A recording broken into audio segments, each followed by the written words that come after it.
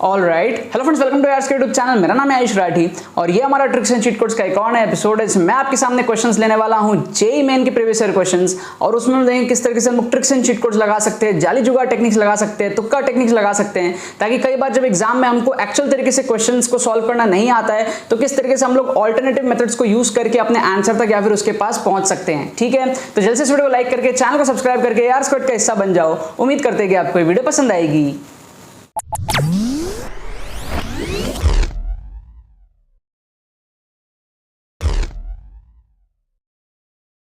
Students, अगर आपका JEE main में स्कोर 60, 70, 80, 90, 100 इस रेंज में अटकता है, अगर आपको नीड है कम टाइम में सेकंड अटेम्प्ट जो हमारे पास में होने वाला है जेईई मेन का 2022 का, कम टाइम में अगर आपको उसके अंदर में स्कोर इंप्रूव करना है, अपने स्कोर को 140, 150, 160 या फिर 180, 190 डिपेंडिंग ऑन द स्कोर जो आप अभी फर्स्ट अटेम्प्ट में लाए हो, वहां से अगर आपको 30-40 नंबर बढ़ाने हैं सेकंड अटेम्प्ट के अंदर में, तो आप हमारा एक्सक्लूसिव कोर्सेज ज्वाइन कर सकते हो ट्रिक्स का। उसके अंदर में आपको एग्जैक्टली समझाया गया है विद डिमॉन्स्ट्रेशन कि आप किस तरीके से ट्रिक्स एंड टेक्निक्स को यूज करके अपने स्कोर को बूस्ट अप कर सकते हो कम टाइम के अंदर। आपको सारे डिमॉन्स्ट्रेशंस, एप्लीकेशंस लेटेस्ट पेपर्स के अंदर में मिलेंगी। आप कॉम्बो कोर्स में एनरोल कर सकते हो, वो सबसे ज्यादा अफोर्डेबल रहेगा, एंड उसके अंदर में आपका जो 3.0 कोर्स है वो भी इंक्लूडेड रहेगा। 3.0 के अंदर में आपको जून अटेम्प्ट के जेईई मेन 2022 के फर्स्ट अटेम्प्ट के सारे पेपर्स में जो 24 जून से 29 जून तक हुए थे, उन सब के अंदर में आपको ट्रिक्स एंड चीट कोड्स दिखाया जाएगा। 180 प्लस क्वेश्चंस आपके 3.0 में कवर अप होंगे, लेकिन 3.0 किसी भी बच्चे को डायरेक्टली नहीं लेना है। अगर वो 1.0, 2.0 देख रखा है तो ही 3.0 लेना है। इसलिए रिकमेंडेड रहेगा कि या तो आप कॉम्बो में एनरोल कर लो या फिर आप पहले 1.0, 2.0 देख लो, फिर उसके बाद में आप 3.0 में अलग से बाद में एनरोल कर सकते हो। बट आप अगर सीरियस हो जेईई मेन 2022 के लिए, और अगर आपने हार नहीं मानी, अभी भी आप कम टाइम में चाहते हो इंप्रूव करना, so this is the tool जिसको आप यूज करके अपना स्कोर को इंप्रूव कर सकते हो। ज्वाइन करने का प्रोसेस बड़ा ही सिंपल है। डिस्क्रिप्शन में आपको पेमेंट पेजेस के लिंक्स मिल जाएंगे, वहां पर आप जाओ, सारी डिटेल्स को पढ़ो, अपने करेक्ट डिटेल्स को फिल करके पेमेंट प्रोसेस को कंप्लीट करो। उसके बाद में आपको 20 से 25 मिनट के अंदर में आपको एडमिशन ईमेल आ जाएगा। 1-2 घंटे के अंदर में आपको डिजिटली कोर्स सेंड कर दिया जाएगा, एंड 20 से 25 घंटे के अंदर में आप अपने पूरे कोर्स को कंप्लीट कर सकते हो एंड प्रैक्टिस कर सकते हो, अपने मार्क्स को इंप्रूव कर सकते हो। साथ में आपको गूगल मीट सेशंस भी इसके अंदर में मिलेंगे। गूगल मीट सेशंस में आप मेरे साथ 1-to-1 इंटरेक्ट कर सकते हो, ठीक है, एंड अपने जितने भी क्वेरीज है वो आप मेरे साथ गूगल मीट सेशंस के अंदर में पूछ सकते हो एंड स्ट्रेटजीज डिस्कस कर सकते हो। ठीक है, तो जितने भी सीरियस एस्पिरेंट्स है जरूर से आप लोग इन कोर्सेज का फायदा उठा लेना।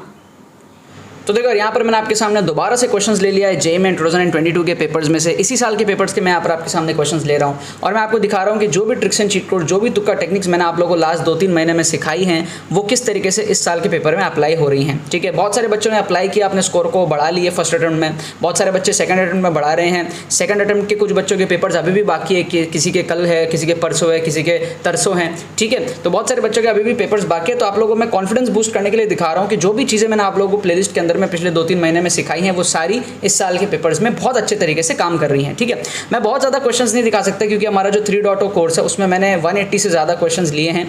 हमारे जो जेईई मेन के जो जून अटेम्प्ट के फर्स्ट अटेम्प्ट के जो क्वेश्चंस हुए थे उसके, तो मैं उतने ज़्यादा नहीं दिखा सकता क्योंकि वो पेड कोर्स का पार्ट है। लेकिन मैं 30-40 क्वेश्चंस आपको यहाँ पर यूट्यूब पर फ्री में दिखा रहा हूँ, ताकि जो बच्चे कोर्स में पार्ट नहीं ले पा रहे हैं वो भी समझ पाएँ कि यार किस तरीके से हमारे ट्रिक्स एंड चीट कोड्स काम आती हैं। ठीक है, बाकी अगर आपके जेईई मेन के एग्जाम में कुछ 1, 2, 3 जितने भी दिन आपके बचे हुए हैं, अगर आपका कॉन्फिडेंस डाउन हुआ पड़ा है, आपको लग रहा है कि यार नहीं होगा, अगर आपको समझ नहीं आ रहा है कि आप किस तरीके से 20-30 नंबर कम टाइम में बढ़ा सकते हो, तो आपको मैं बहुत स्ट्रांगली रिकमेंड करूंगा हमारा एक्सक्लूसिव कोर्सेज 1.0, 2.0, 3.0 कोर्सेज। आप डिस्क्रिप्शन में लिंक्स देख सकते हो, वहाँ पे जाकर आपको सारी डिटेल्स मिल जाएंगी, एंड अपने सिचुएशन के हिसाब से आप डिसाइड करके खुद से आपको कौन सा लेना है, कॉम्बो लेना है, 1.0 लेना है, 2.0 लेना है, 3.0 लेना है, आप देख सकते हो एंड आप कोर्सेज में एनरोल कर सकते हो, ताकि आपका कम टाइम में जो है आपके नंबर बढ़े, आपके परसेंटाइल जो है बढ़े। और आप यूट्यूब के फ्री प्लेलिस्ट को भी देख सकते हो, इससे भी आपको बहुत ज़्यादा फायदा होगा। लेकिन एक्सक्लूसिव कोर्सेज में क्या होता है, एक माइंडसेट डेवलपमेंट आपका नेक्स्ट लेवल का हो जाता है, जिससे आप बहुत तगड़े तरीके से इंप्रूवमेंट एग्जाम में करते हो, राइट।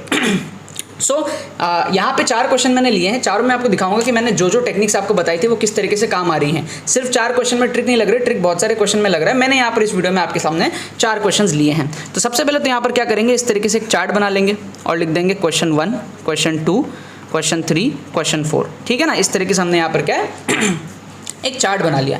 अब क्या है, मैंने आपको एक बात बार बार कही थी कि टीचर आपको जिन ऑप्शंस में कंफ्यूज करने का ट्राई करता है, समझ लो करेक्ट आंसर उन्हीं में से छुपा है। क्या कहा था मैंने कि टीचर आपको जिन ऑप्शंस में कंफ्यूज करने का ट्राई करता है, समझ लो कि करेक्ट आंसर उन्हीं में से छुपा है। तो यहाँ अगर आप देखोगे तो टीचर आपको 3 बार 180 दिया है, मतलब टीचर आपको 180 में कंफ्यूज करने का ट्राई कर रहा है, बार बार दिया है। फिर आप देखोगे तो टीचर आपको माइनस साइन 3 बार दिया है, तो इसका मतलब टीचर आपको माइनस साइन में कंफ्यूज कर रहा है, बार बार दिया है। फिर अगर आप यहाँ पर देखोगे तो आपको 2a 2 बार दिया है, a सिर्फ 1 बार है, 3a सिर्फ 1 बार है, मतलब 2a 2 बार है, मतलब आपको टीचर 2a में कंफ्यूज करने का ट्राई कर रहा है। तो कुल मिला के आप देखो 180 माइनस 2a, आप यहाँ पर तुक्का लगा सकते हो। 180 माइनस 2a ये मोस्ट प्रोबेबल है कि यार ये वाला हमारा तुक्का सही हो जाएगा, ठीक है।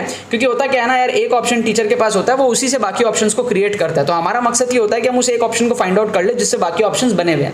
टीचर क्या करता है, एक जैसे सिमिलर ऑप्शंस बार बार देता है ताकि वो आपको कंफ्यूज कर सके।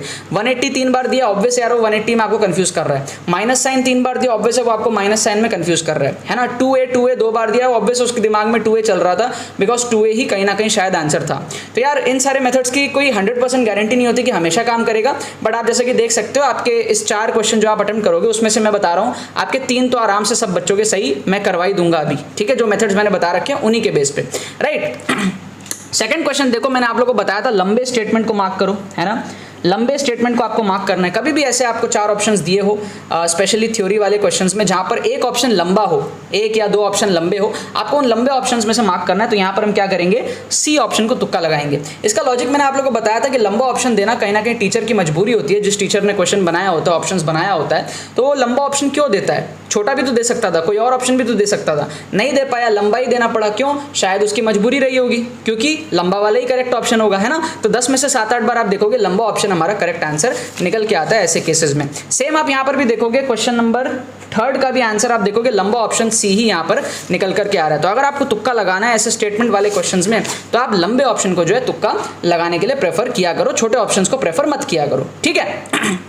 फोर्थ क्वेश्चन हमारे पास में क्या है, एक न्यूमेरिकल टाइप क्वेश्चंस है। अच्छा, बहुत सारे बच्चों के मन में ख्याल आता था कि यार न्यूमेरिकल टाइप क्वेश्चंस में इस बार नेगेटिव मार्किंग है तो तुक्का कैसे लगाएंगे। नेगेटिव मार्किंग है मानता हूं, लेकिन न्यूमेरिकल टाइप में भी आप कभी कभी तुक्का लगा सकते हो अगर वो सिंगल करेक्ट के जैसा है तो। जैसे कि मान लो ये क्वेश्चन दिया हुआ, यहाँ पर आपको y की वैल्यू पूछी है ना, तो यार आपको भी पता है ये जो भी हाइब्रिडाइजेशन होगा उसमें d की वैल्यू क्या हो जाएगी, dy मतलब y की वैल्यू या तो 1 हो जाएगी, है ना, या तो 0 भी हो सकती है। अगर sp हाइब्रिडाइज या sp2 sp3 ऐसा ही है तो d 0 भी हो सकता है, 1 हो सकता है, 2 हो सकता है, 3 हो सकता है। यार इससे ज़्यादा क्या ही होगा, इन्हीं सब में से होगा ना। सिंपल सी बात बताओ, sp3d2 sp3d sp2 sp3, है ना, कुछ भी होगा, इन 2 3 4 में से ही होगा, है ना। ऐसा तो नहीं है ना कि यार D18 D19.5 ऐसा तो नहीं होगा ना। तो यार जब न्यूमेरिकल टाइप क्वेश्चन एक्चुअल में सिंगल करेक्ट टाइप ही है, बस उसके ऑप्शंस दिए हुए नहीं है ना, यहाँ पे ऑप्शंस दिए हुए नहीं है, बट ये है तो सिंगल करेक्ट ही। आपको पता है ना ये 4-5 ही ऑप्शन है, इसमें से ही आंसर होगा। तो जब भी इस टाइप का क्वेश्चन आता है जहां न्यूमेरिकल टाइप एक्चुअल में होता सिंगल करेक्ट ही है, तब आप तुक्का लगा सकते हो। क्यों, क्योंकि आपकी प्रोबेबिलिटी अच्छी है सही होने की। क्या आपको बात समझ में आ रही है। ऐसे क्वेश्चंस में जो आप तुक्का लगा सकते हो, और इसमें भी आप थोड़ा सा प्रेफर किया करो एक्सट्रीम को एलिमिनेट करने का। जैसे 0 बहुत छोटा है, एलिमिनेट कर दो, 3 बहुत बड़ा है, आप एलिमिनेट कर दो। बीच वाले में से आप तुक्का लगाने का ट्राई करो, है ना, 1 या फिर 2 तुक्का लगाने का ट्राई करो, करेक्ट होने के चांसेस बहुत ज्यादा है, ठीक है। जैसे यहाँ पर क्या है, dy दिया है, तो d दिया है मतलब d नहीं होने के चांसेस बहुत कम है, तो 0 होने के चांसेस बहुत कम है। D3 होना मतलब थोड़ा ज्यादा ही D हो गया, तो उसके भी चांसेस थोड़े से कम है। D1 D2 में से प्रोबेबिलिटी बहुत ज्यादा है सही होने की। आपको बात समझ में आ रही है, आपको फील आ रहा है जो मैं कह रहा हूं, है ना। तो आप सोचो अगर आप थॉट इस तरीके से रखोगे जैसे मैं आपको बता रहा हूं, तो आपको बहुत क्लियरली दिखेगा कि यार इन 2 में से एक आंसर हो सकता है। तो देखो आपकी प्रोबेबिलिटी कितनी ज्यादा बढ़ गई। तो जब आपकी प्रोबेबिलिटी इतनी ज्यादा बढ़ गई तो आपको उस केस में क्या करना चाहिए, तुक्का लगाना चाहिए। क्या आपको बात समझ में आ रही है। तो यहाँ पर हम लोग जो है तुक्का लगा सकते हैं। 1 या फिर 2 में से आप कोई भी तुक्का लगा सकते हो, 1 या फिर 2 में से आप कोई भी तुक्का लगा सकते हो, राइट। अब मैं आपको इनके करेक्ट आंसर्स बता देता हूँ जो आंसर की में दिए हुए हैं। फर्स्ट का हमको आंसर की दिया हुआ है ए, ठीक है। सेकंड का हमको दिया हुआ है सी, ठीक है, सेकंड का हमको दिया हुआ है सी। थर्ड का भी हमको दिया हुआ है सी, ठीक है, थर्ड का भी हमको दिया हुआ है सी। और फोर्थ का हमको दिया हुआ है 1, ठीक है, फोर्थ का हमको दिया हुआ है 1। ये करेक्ट आंसर के हमको दिए हुए हैं। हालांकि आंसर की कभी कभी गलत भी होते हैं, तो आप इन आंसर की पे 100% भरोसा मत करना। आप खुद से सॉल्व करके वेरीफाई कर लेना कि आंसर की सही है या नहीं, ठीक है। बट 98% केसेस में आंसर की सही होता है। मैंने सॉल्व करके वेरीफाई नहीं किया है, और ना ही मैं कोई केमिस्ट्री एक्सपर्ट हूँ जो मैं एक्जैक्टली गारंटी से आपको बोल दूँ कि इसका आंसर सी है। मैं तुक्के लगाता हूं और फिर आंसर की चेक करता हूं, और अगर वो मेरे ट्रिक से मैच करता है तो मैं आपके सामने आके वीडियो बनाता हूं, राइट। और कभी कभी क्या होता है, बहुत कभी कभी होगा जब आंसर की गलत हो जाएगा और ट्रिक भी फेल हो जाएगा, तो उस चीज के लिए आप मेंटली प्रिपेयर्ड रहना है ना। 10 में से 7-8 बार हमारे एलिमिनेशन टेक्निक्स काम करते हैं, 1-2 बार ये फेल भी होंगे, 100% गारंटी नहीं होती। बट ये सोचो कि आपने 4 क्वेश्चन अटेम्प्ट किया, उसमें से 2-3 तो आपके मिनिमम सही हो ही गए, है ना। इस आंसर के हिसाब से आपको बताना कमेंट में कितने सही हुए आपके, या तो 3 सही हो गए होंगे या तो 4 के चारों सही हो गए होंगे, है ना। 3 तो मैंने करा ही दिए, तो या तो आपने प्लस 16 मार्क्स उठा लिया होगा या तो आपने प्लस 11 मार्क्स उठा लिया होगा। तो डिपेंडिंग ऑन आपके 3 सही हुए या 4 सही हुए, आपने इतने मार्क्स का बूस्टअप किया होगा यहाँ पर। तो सोचो अगर आप 4 क्वेश्चन की सेट में इतने तगड़ा बूस्टअप कर सकते हो, तो ये कहीं ना कहीं बराबर नहीं है जो बच्चे सॉल्व करके मार्क्स बूस्टअप कर रहे हैं उनसे, है ना। तो कई बार ऐसा होता है कि ट्रिक्स की एक्यूरेसी इतनी बढ़ जाती है कि वो आपके कहीं ना कहीं एक्चुअल सॉल्विंग के एक्यूरेसी के बराबर भी हो जाती है। लेकिन इसका मतलब ये नहीं है कि आप पढ़ना छोड़ दो, तुक्के लगाने लग जाओ, नहीं, आपको पढ़ना है, एक लेवल तक पहुंचना है, वहां से ऊपर मार्क्स बढ़ाने के लिए आपका ट्रिक्स एंड चीट कोड्स बहुत ज्यादा काम में आता है, ठीक है ना। बाकी तो बस यही बात है। तो यार आई होप आपको ट्रिक्स एंड चीट कोड्स की वीडियो पसंद आई होगी। अगर आपको ये वीडियो पसंद है तो लाइक करना मत भूलना और शेयर करना मत भूलना बाकी सारे फ्रेंड्स के साथ में, ताकि वो भी इस प्लेटफॉर्म का मजा उठा सके। बाकी तो बस बहुत बहुत धन्यवाद मेरे साथ वीडियो में जुड़ने के लिए, बने रहिए यार।